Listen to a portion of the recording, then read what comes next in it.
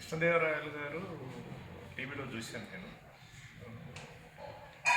రాజీనామా చేస్తున్నట్టుగా మార్నింగ్ చూడటం జరిగింది.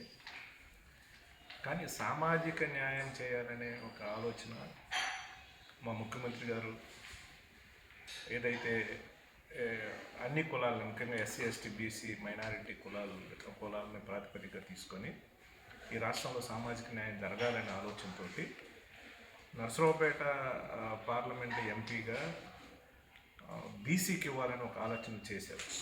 దానిలో భాగంగానే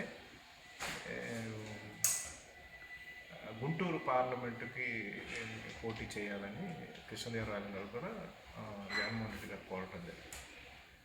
అది డిస్కషన్ నడుస్తూ ఉంది.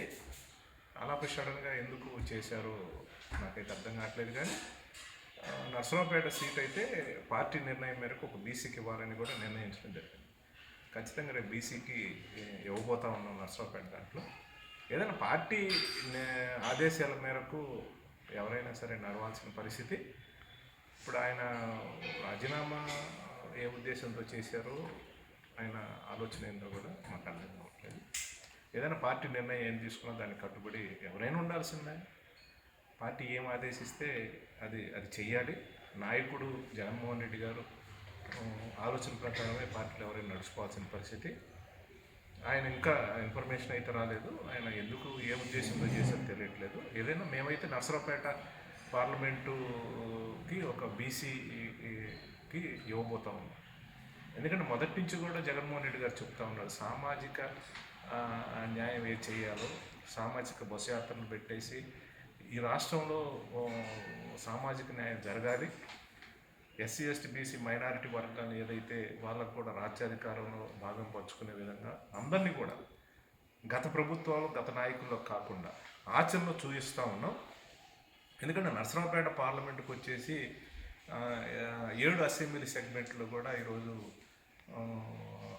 ఓసీసు ఇప్పటి వరకు ఉన్న పరిస్థితి. దాన్ని అకామిడేషన్ చేయాలి పార్లమెంట్ ఆలోచనతో కూడా మాకు ముఖ్యమంత్రి గారు చేస్తూ ఉన్నారు. ముఖ్యమంత్రి గారి నిర్ణయం ఏదైనా అందరూ కూడా శిరసావించాల్సిన అవసరం ఉంది. దానిలో భాగంగా ఖచ్చితంగా రేపు మేము ఒక బీసీ అభ్యర్థిగా నర్సరావుపేట పార్లమెంటుకి ఇవ్వబోతా ఉన్నాం. అలాగని కృష్ణదేవరాయల మీద పార్టీ ఎలాంటి వ్యతిరేకత భావనలు అయితే ఏం లేవు. ఇప్పటిదాకా కూడా బ్రహ్మాండంగా మాకు ముఖ్యమంత్రి గారితో కోఆర్డినేషన్ తోటి ఏ సంక్షేమ కార్యక్రమం కానీ అభివృద్ధి కార్యక్రమం చేసినా కూడా మా ముఖ్యమంత్రి గారి ఆదేశాల మేరకే కృష్ణదేవరాయలు గారు చేసుకుంటూ రావటం జరిగింది. ఏర్పడాల్సిన అవసరం లేదు. పార్టీకి క్యాడర్ కూడా క్లియర్గా చెప్తా ఉన్నాం. మన ముఖ్యమంత్రి గారు పార్టీ ఏదైతే నిర్ణయిస్తుందో అది ఎవరైనా నడుచుకోవాల్సిన పరిస్థితి. ఎవరైనా నడుచుకోవాల్సిందే.